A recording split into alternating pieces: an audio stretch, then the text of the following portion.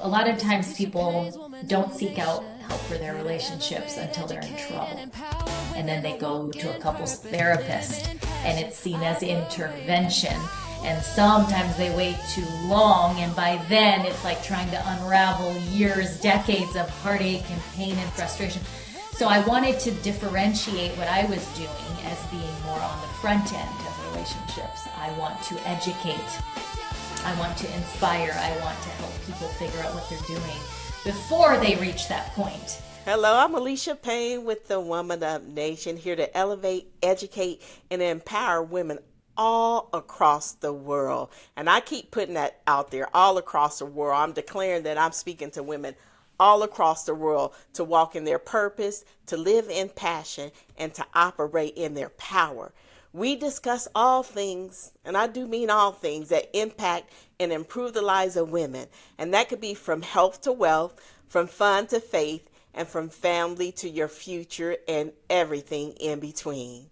February is the month of love, and we're discussing matters of the heart, meaning loving ourselves enough so that we could succeed on our own path. Loving ourselves enough to take care of our heart, our spirit, our minds, and our bodies. Loving ourselves enough so we can authentically love others. Today's guest is an expert in the area of love, relationships, and sexual wellness. She, along with her husband, Andy Cuss, founded Sparks Relationships and Sexual Wellness in 2020, where they help you discover a whole new way to love and to be loved through coaching, scientific methods, and spiritual wisdom. I like that spiritual wisdom. Please welcome to the Woman Up Nation, Dr., and I'm going to say that, Dr. Meghna Mahambrey. Thank you so much, Doctor, for joining us on this special, occasion of where we're talking about love. And like I said, I know you are an expert, and I'm so excited that you're here with us today. Well, thank you for having me. It's a pleasure. Yes, ma'am. If you've watched any of these podcasts, The Woman Up Nation, you know that this question comes first because I just love to dive into people's background. So what was your childhood like? Well, I had a pretty happy, normal childhood in terms of, being a playful little girl who was innocent and sweet and loved exploring. But I will say, to a certain degree, I was also a bit shy and very much so an observer. Really? So when I think back to my childhood, I remember myself sort of looking around and observing people and soaking in kind of relationship dynamics and what are people saying, what are they not saying, what are the verbal and nonverbal cues. I was very interested in people and friendships and family and relationships and just understanding how we relate to other people. Now, this is obviously normal, right? All people are interested in people. And so as kids, we grow up kind of modeling the behaviors of those around us and, looking to see what is normal, what's expected. But I feel like I was doing it maybe on a level that might have been deeper than some of my friends because I would spend a lot of time thinking about it and then reflecting on what kind of person I wanted to be. And so I think that I carried that trait from childhood all the way through today, where I'm constantly, no matter where I am, I'm sensing what's going on between the people around me. That's interesting. Yeah, and I always say that, somehow what you did or who you were as a child translate into who you become as an adult. And some people disconnect from that. They think, their experiences as a child is just that. And then they jump into adulthood. But I think there's always some kind of connection. And with you being observant, that ties right into you being this relationship coach and sex expert. How did you even come into that field? It's such an interesting field. What inspired you to become this person? I often tell people I didn't have a plan. I sort of just ended up here. Okay. So Of course, I've been interested in relationships my whole life, which I just mentioned. I was Right. very interested in the dynamics, but you don't think of that as a career path. You think of Right. that as just like a personal interest. Yes. And my professional career path started off in education. Okay. So initially, I was a preschool teacher Hmm. for 8 years. And then I transitioned to teaching at the college level in classes within the psychology and sociology departments. And that ended up including, early childhood development, adolescence, adulthood, and then the psychology of relationships and Yeah. marriage and sexuality. And so it really just started with me teaching. And as I taught those subjects to college students, I found myself coming alive when I would talk specifically Mm. about romantic relationships. And I also would get feedback from my students that that was one of the most impactful topics that we covered of all the things we covered in the Really? class. So when you think about it, it's a formative time, right? College students Absolutely. are exploring who they are and developing self-esteem in the dating world and then going out there and taking risks and figuring out, who they want to be with. And so it was very timely that I was working with college students then. And I ended up deciding that I really, really, I still loved teaching, but I wanted to transition from teaching early childhood to teaching college. And so rather than just being a part-time instructor, I wanted to go full-time. And to be able to Okay. go full-time, I had to get the PhD. So I came back to grad school, had full intentions of staying in academia and just Yes. becoming a professor and teaching at the college level. And during my final year of my doctorate, I was invited to give a TED talk Okay. um, at the local university on what I was doing my research on and what I was studying. And so I gave that talk and I talked about the importance of relationships, not just as a thing that we do in our personal lives, but as an area that is worth us studying as human Yes. beings and getting to know what actually makes a healthy relationship. How do Hmm. we show up as a good partner? How do you choose someone who makes a good long-term, spouse? And everything that goes under the marital Right. umbrella. And so I just kind of gave a talk on that and said, I think this is important. I think it's a topic everybody should study in college. And I think that we should have more support in understanding this beautiful, magical experience that Yes. so many of us go through, but we sort of just wing it because we think it's part of the human experience and we should just know how to do it. And so that was kind of my take on it, that it's actually worth studying and understanding before we jump into it. And after I gave that TED talk, there was a really strong response from the community, like Yes. people going, yes, I agree, this is great. What else are you doing? Where can we find you? Where can we work with you? Yeah. Do you do workshops? Do you And so at the time, the answer was no. It was like, this is just my dream. My vision is that this is, Hmm. what it could look like. But people wanted me to do it. And so I continued, after I graduated, I continued to teach at the college level for a while, but Yes. also launched Spark, which was designed to be a platform to help people build a happy, healthy love life. And the idea was for it to be, seen as a protective, preventative thing. So it's not, Yes. a lot of times people don't seek out help for their relationships until they're in trouble. Y- And then they go Absolutely. to a couples therapist Hmm. and it's seen as intervention. And Right. sometimes they wait too long. And by then it's like trying to unravel years, decades of heartache and pain and Right. frustration. So I wanted to differentiate what I was doing as being more on the front end of relationships. I want to educate. I want to inspire. I want to help people figure out what they're doing before they reach that point So where you they need. prevent the preventive maintenance before you reach That's the point, right. right? When I saw Yeah. that TED talk, I can understand why so many people were wanting to hear more because in a lot of households, including my own, growing up, the sexual education I'll say that we received was like, I wish you would go out there and do this. This is tab. It was so taboo, you know. And Mm-hmm. so to hear you express it the way you did, and that we should start some of these real hard conversations when they're in school, as opposed to trying to go through this blind, go through this blind. And so I can understand how these people were really wanting to hear more. So that TED talk actually was the spark to spark.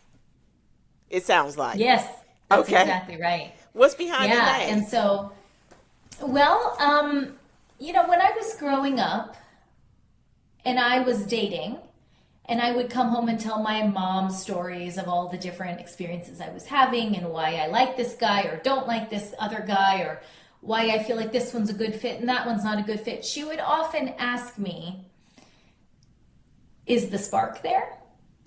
Really?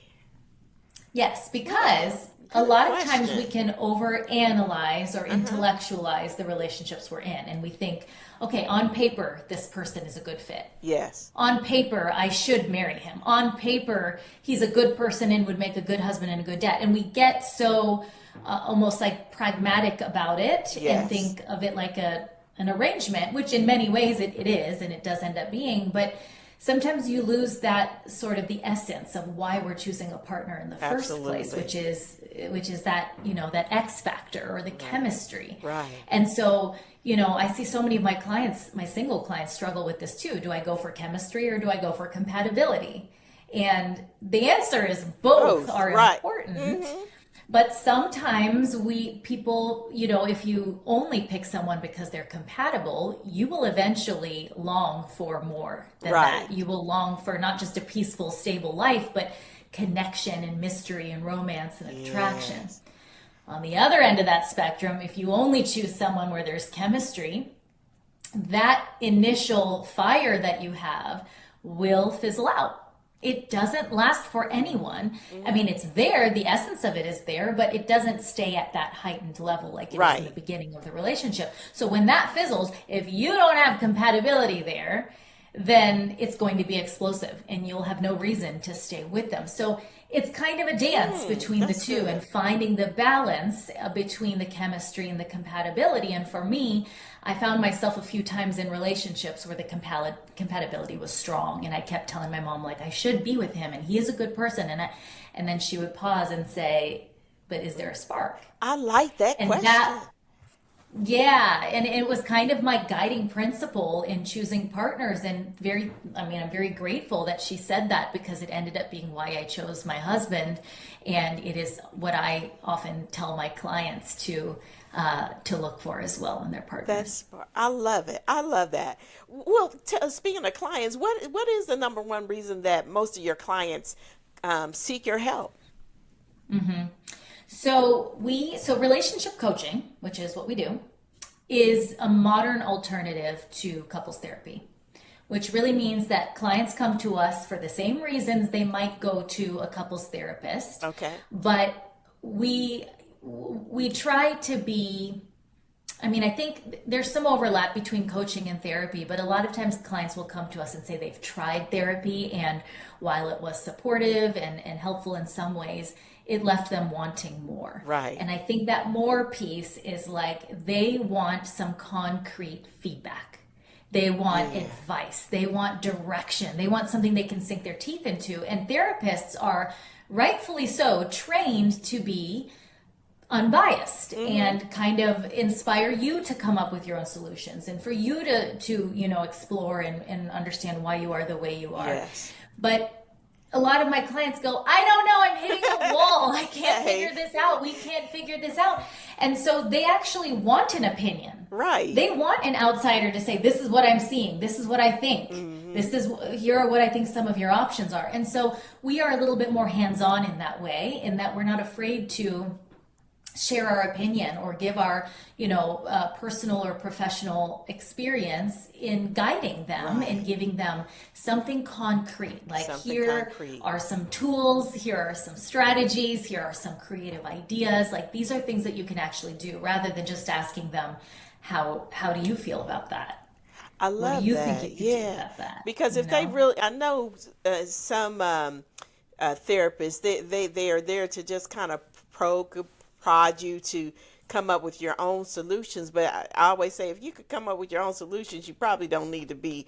And this is just me talking.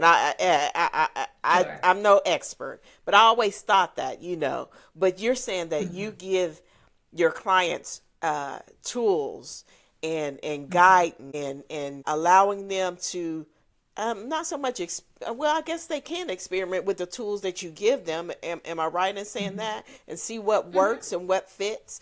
Let me ask Yeah. you this: do women uh, psychologically, do they process sex and romance differently than men? Yes. Now, I try to avoid making general comments about men versus women because there is so much diversity and variation within women and Right. within men. And so nothing is true for everyone. Hmm. But I do find themes and patterns emerge among men and among women in terms of how they think about relationships, what they want from Right. relationships, how they feel in relationships, and Hmm. definitely when it comes to physical intimacy. So it is interesting when my couples come in, one of the first things I do with them when they kind of lay it all out there and tell me Yeah. what they're going through and what they want to work on, I very quickly will give them perspective on where they stand relative to other couples. Okay. And I do this for a reason. I do this because a lot of times when it comes to our relationships, we're very private about them. Right. And Right. sensitive and we are worried that maybe it's an us thing and we're weird or different or something wrong with us, and we don't always talk openly with others and get an idea of where they're at in their relationships. And so Yes. I like to give that perspective to kind of normalize whatever they're going through, because Yes. usually whatever they tell me, I'm like, yep, you and the next couple and the next couple and the next couple, all of us are dealing with the same things. And Right. there's something about that that is comforting and calming. And it reminds them that it's not just specific to them, it's not a them Right. problem, it's a universal problem that so Absolutely. many couples deal with. And that immediately like brings the heat down a little bit, it relaxes them, it comforts them. And Hmm. then we still dive in, we're Right. still going to try to work on it. But it's helpful to know that you're not alone. That is comforting because sometimes you think you're the only one that's dealing with whatever you're dealing with in your life, and to hear that first, that you're not Yes, alone. We see couples that's in the same situation. It is comforting to know that. How correct. how how do Yeah. you how do you help your clients then get that spark back? What is the one thing I love it? I love that name. How do you help them Thank get you. that spark back? Well, to be honest, I think that step one is kind of to help them understand that just like everything else evolves over time, our Yes. relationships evolve too.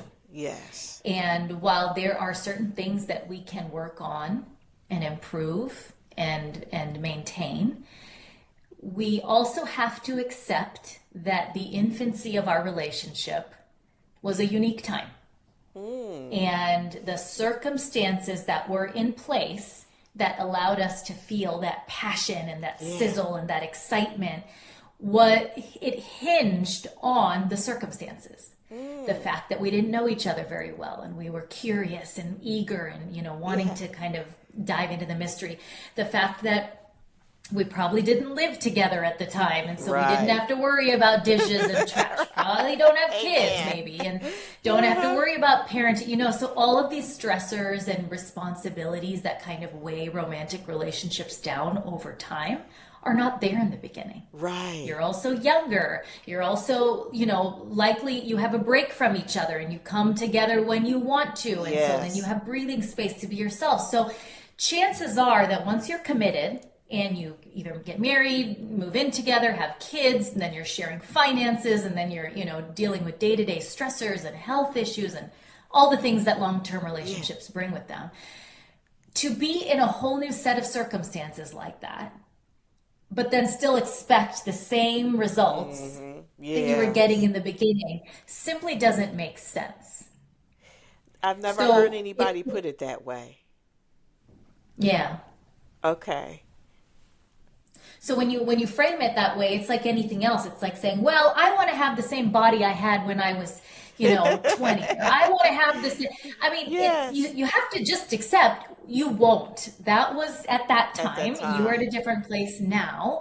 You can absolutely still invest time and energy in exercising and eating well and taking care of yourself to be the best version of yourself today. Right. But we are who we are today. And I think a lot of the suffering that happens in humanity is longing for things to be different than what they are. Yes. And then buying into the media or, products or services that claim that they will get you back there Right. again, which is virtually impossible. And so if we can make peace with the fact that, okay, that's where we were in the first year or two of us dating. Now we've been married for 10 years and, all these things, all kids and work and stress and age. And so rather than saying, how do we get the spark back? The question becomes, what does the spark get to look like for us now? Oh, good question. Oh, I like how you pose that. Because in Hmm. different stages of life, the spark may be different because you're Right. evolving and you're changing, you're growing and things, even physically. Things that you used to Hmm. be able to do in your 20s, 30s, and 40s, you finding a challenge doing it at 40, 50s, 60s, or whatever the age. Yeah. So, but nobody ever said it that way. I mean, it's simple, but it's profound. Hmm. You have to get your spark back for the particular area or a particular age you are in life. Not so much age chronologically, but the stage, I should say, stage in life. Hmm. Okay, okay, I had never heard it put that way. I mean, you're enlightening me because I've even said, if I can be honest, I was older when I got married, never lived with a Hmm. man before, and Hmm. I was thinking the same thing. Oh, it's going to, and it was beautiful. Never get me wrong, it's still beautiful. But then when you're adding all the other obligations and responsibilities, it's like, okay. So I had to be intentional about that spark that I had when I was a newlywed, and it Hmm. changes. And so I, It I don't think changes. I've ever heard anybody say about it's okay that you're changing, your body's changing, your obligations are changing, and it's okay for you not to have that same spark that you had when you first started That's out. right. Okay. Yeah, and I think maybe people come to me and they think I'm going to wave a magic wand and then bring that Yeah. spark right back. Yeah. And I say, I hate to break it to you, but what I'm going to do is actually dispel that myth. And I'm going to tell you we can never get that exact thing back again.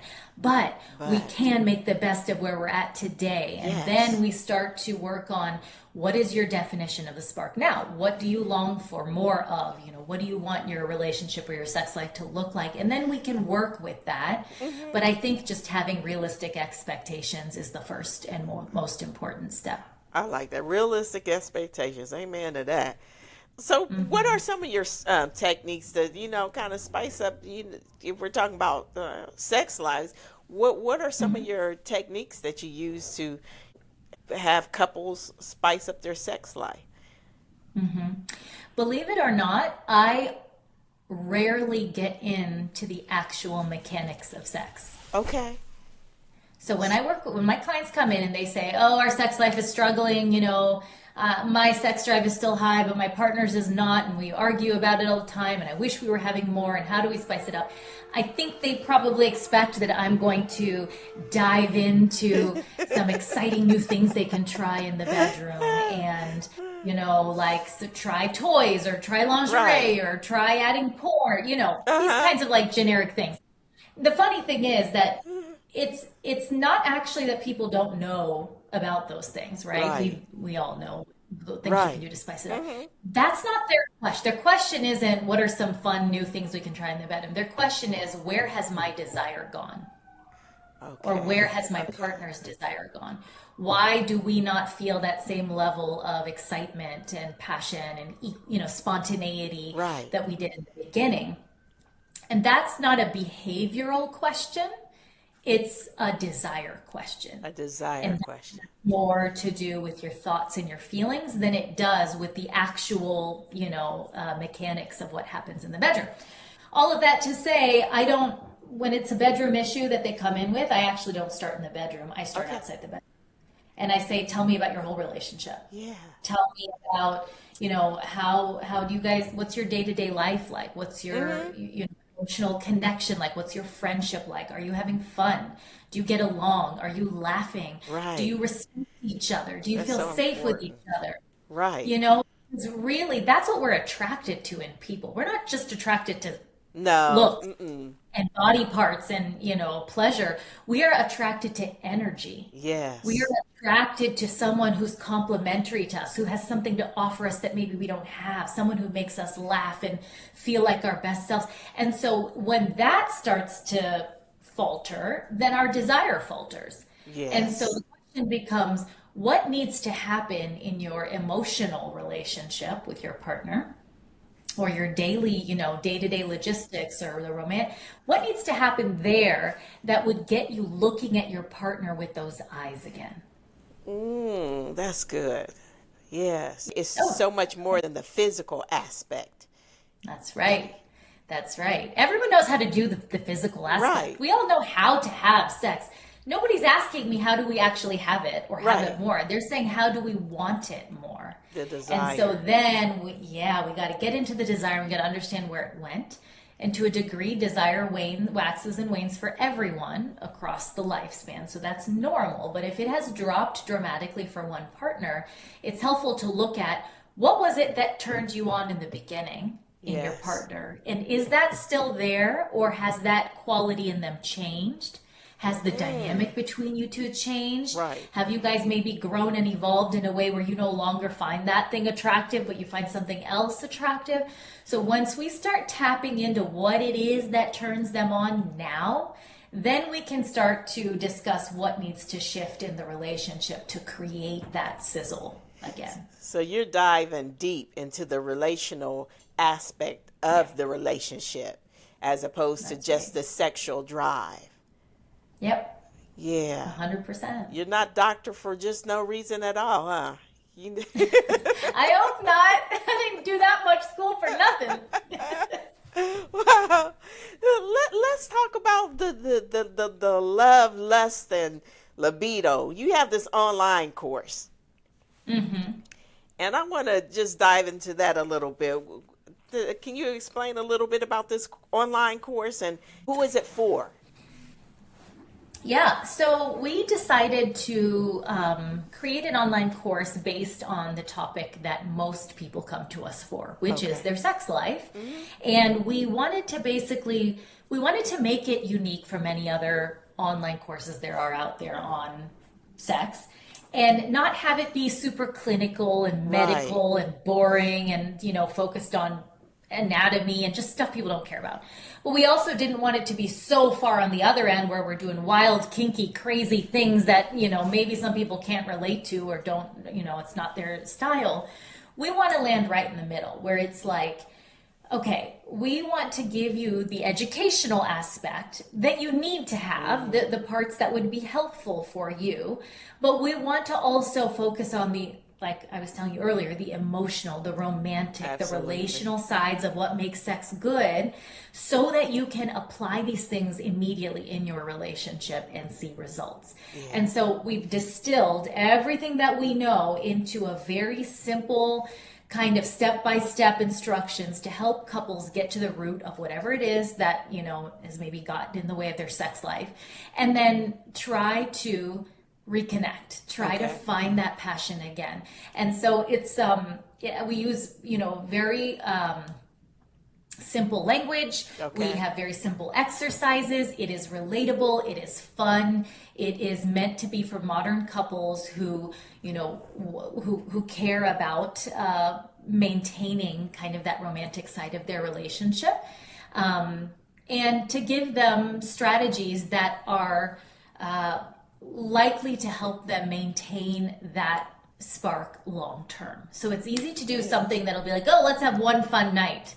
or let's go do this one crazy thing, and then it plateaus again. Right. And so we're not looking for like a high. What we're looking to give our couples is something that's sustainable Longevity. and that, yeah, and that helps them, again, have perspective on what the spark looks like today, and then how do we really tap into what it is that we need to work on to bring that spark back for us. Now, do you use this course in combination with coaching, or is it just an online course that your clients can take and don't have to come in to see you or have face-to-face contact? How do you use this course? Yeah, it's precisely for that reason. Like, we are designing the course so that people do not have to come, they don't have to live in our city, they don't have to work with us. That's It's smart. meant to kind of, be something that people can do no matter where they live in the country or in the world, and then they can do it in the privacy of their homes. And it is self-paced, and so they, if they feel more comfortable. It's a lot of the stuff that we cover in our coaching sessions, but we package it and deliver it to people so that they can kind of apply it themselves if they would be more comfortable doing that. Excellent. Now, you have a 3-day intensive workshop coming up called Happily Ever After in April. Tell us about that, because this sounds interesting. Thank you. Yeah.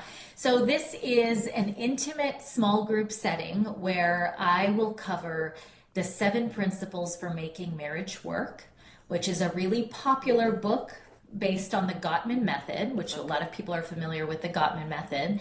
And it basically walks couples through the 7 ingredients that are needed for a healthy, happy relationship long term.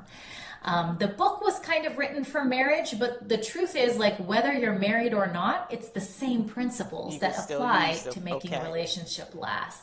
So for that reason, we actually open it up to dating couples, engaged couples, newlyweds, or long married.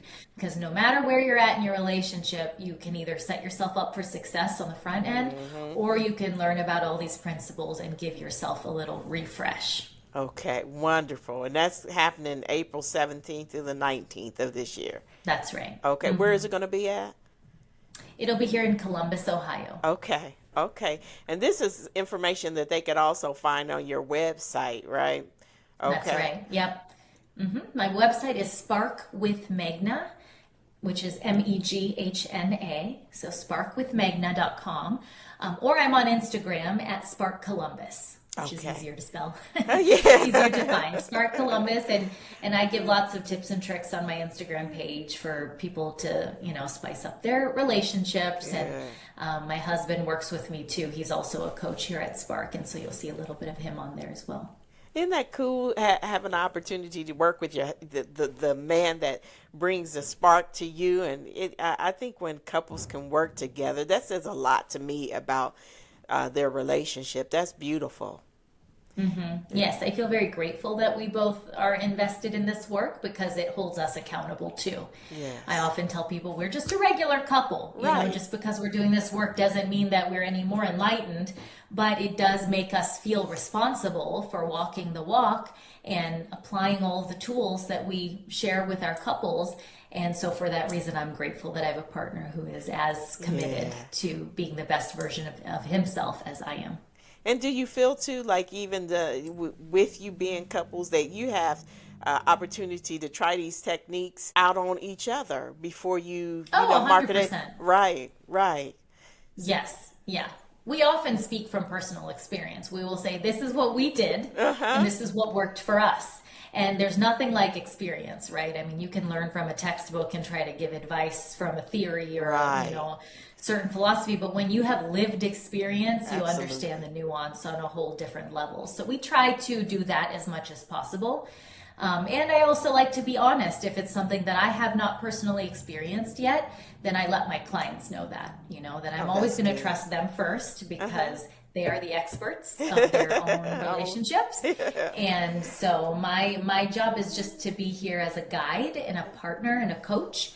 I'm not the ultimate authority on anyone's love life. But you're definitely what most relationships need. And I you said something earlier about the courses are for anybody at any stage of the relationship. When I got married, to my amazing husband. The man that gives me the spark. Uh, we had went through marriage counseling through our church, and this couple that I just absolutely adore. They're like you. They walk the walk and talk the talk, and they told us, what really happens in a relationship. Like I had never, like I said, lived with a man before, and so when you're in the presence of a couple that is authentic, I think that shines through, and people can see whether or not they can trust you on that level. Right. Right. Before I let you go, if you could pick your top three things that you think that are fundamentals to a strong relationship, what would those be? Top three things. I mean, the first one's a little tricky, but I would say choose wisely. Yes. So Yes. that has to happen on the front end. Right. Whoever you decide to be with long term and get married to, and whatever, you want to make a good choice, Right. because that's all you have to work with going forward. I often tell people who they are in the beginning is not going to change dramatically over time. I think Yes. people have this wishful thinking that, oh, they're okay, but I'll work on them and the things will get I'll better and then we'll change get them. married and everything will be great. Yeah. Right. Right. Absolutely have the capacity to grow and influence our partners to grow. So it's not that we don't change, but going in and assuming that change will happen in the way that you want it to and having your happiness hinge on that is a real risk. And so I often say, what you see is what you get on the Right. front end. Make sure it's good enough. Make sure it's compatible. Make sure the chemistry's there. Make sure you guys are aligned in your values and your morals and your lifestyle, because it will be very hard to try to change something fundamental about the person Right. down the road. Right. So that's number one, is probably to That's choose good. wisely. My second tip would probably be to remember to nurture the friendship. People get so wrapped up in, day-to-day life, Right. understandably, the stress and responsibilities that we were talking about, that they forget to have fun. Yes. They forget to have fun. And they think that fun is like a thing you do when you're younger, or, it's like, oh, well, back then we have. What is the point of living if Isn't we that are the not truth? enjoying ourselves? Right. Age appropriately, what we Right. find fun is going to change over time. But I find myself in this rut a lot too, where I'm just going, Right. responsibility to responsibility. And I got to get this to-do list done. And I got to do this work thing. And I got to do this with my kids. And it's just like all of these shoulds and have tos and stress and, rush. And then it's like, where is the fun? Right. Where do I Absolutely. get to relax? And no one's going to hand it to us on a silver platter. We have Yes. to create the fun for ourselves. So the Yes. same thing happens in relationships. No one's going to just magically plan these date nights for you, or these romantic evenings, or these special like getaways or whatever. You have to do that for yourself. You have to figure out what are the shared interests that you have. And it doesn't always have to be Yes. fancy and expensive. It could Right. be protecting that cup of coffee every morning together. We have 15 minutes Right. before the kids get up, and we are intentional about sitting together, maybe reading a book together or saying a prayer together, whatever it is that you do, having that cup Yeah. of, that's our ritual. So have your rituals, have your fun, have your dedicated time together, because otherwise you're just going to turn into like life partners, where Life you're just partner. going through life and getting things done, but you're going to forget about that connection. I like what you said about this. This one word, and live by this word: intentional. You have to be mindful. You have to be focused about creating that, whether it's a date night, because we still do date night after 20 years. And there was a time where we kind of, I got into that little rut. Well, we have all these other things, all these other obligations. And I said, wait a minute. My first commitment is to my husband. And I got to make sure I have to be intentional to have date night. And date night can look like it, like you said, you don't have to spend a whole lot of money. I would do little picnics in our family room with the fireplace, and so intentions are great, but execution is better. So just make it happen. Okay. right? I'm That's just really exactly right. reiterating what you said, being intentional. Yeah. I like what you said about that. Yeah, no, that's good. I want everyone to make sense of it for themselves. Right. And then I think the third thing would be to remember that ultimately, and people might not think of this as relationship advice, but it is, our individual happiness is our own responsibility. Ooh, say that one more time, please. Our individual happiness Yeah. is our own responsibility. Yes. Yes. I think we get into relationships, we have that honeymoon phase where we're just feeding off each other's energy and the excitement and the beauty, and then like when things start to kind of settle down Right. and we get comfortable, and then we find ourselves bored or unhappy or stressed or depressed or whatever, and we want to point at our partner and be like, they're Yes. not making me happy, they're not doing XYZ, or they're frustrating me, or they're stressing me. We want to point our finger. And absolutely, a relationship is interdependent, and to a degree, our partner can improve or decrease the quality of our life. But we are individuals. We are responsible Yes. for ourselves. And if Absolutely. something isn't working for you, what else are you doing to take care of Absolutely. yourself? How we can't be so dependent on our partners for everything that we forget who we are and forget how to solve our own problems. Right. A lot of times it's a matter of like needing space. You need to also still pursue your own hobbies. You need to have your own friends. You need to take care of your own health. You need to Yes. do whatever it is that makes you a whole independent person. Then you can show up to the relationship better, rather I than love being that. needy all the time and going to your partner like, make me happy, make me Yeah. have fun, you know so Right. by basically watering your own plant, Yes. you are effectively watering the relational plant too, because any I love relationship is the that. co-creation of two people. I And love so that. yes, take care of your partner, take care of the romantic connection and the friendship, but also take care of yourself. And that basically when I say woman up, why I named everything my book and this podcast Woman Up, is just that it's a declaration that I will be responsible and accountable Mm-hmm. for my own life. And Mm-hmm. I love that you put it back on us. It's up to us to Mm-hmm. take that and and make our lives what we want our lives to be. You can't keep blaming somebody else for where you lack. What is that saying? When you're pointing the finger at somebody, that thumb is pointing back at you. So take That's right. responsibility and accountability for your own life. And find your Mm-hmm. joy and your peace and things that make you happy and things that make you spark. Put that spark back into your life. You have been amazing. You have been Thank amazing. you. You really have. I'm I, so glad. I enjoyed our conversation too. I truly appreciate you taking the time to be on the Woman Up Nation podcast, where we seek to elevate, educate, and empower women simply to walk in purpose, live in passion, and operate in power.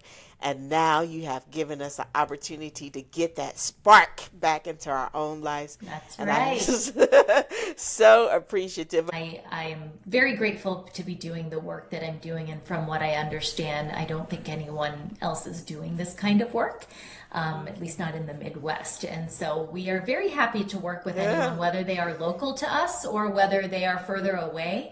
We do offer coaching virtually, and we occasionally do virtual webinars or other events virtually. And then we've had some people fly in to attend some of our workshops and retreats for couples, and so that's always an option as well. Well, thank you so much for using your gift. You said there's not a lot of people in this field doing what you and your husband are doing. Thank you so much, because you're changing the trajectory of relationships. That's nothing I take lightly, and so I appreciate the work that you're doing. Not just in Columbus, Ohio. You're online. You can reach all parts of the world, because we Thank need you. people like you and your husband. Yeah, I agree. Well, it's definitely been a pleasure. Thank you so much, and you have a beautiful rest of your night, okay? I Thank you. appreciate You you. too. Thank you. You too. Bye now.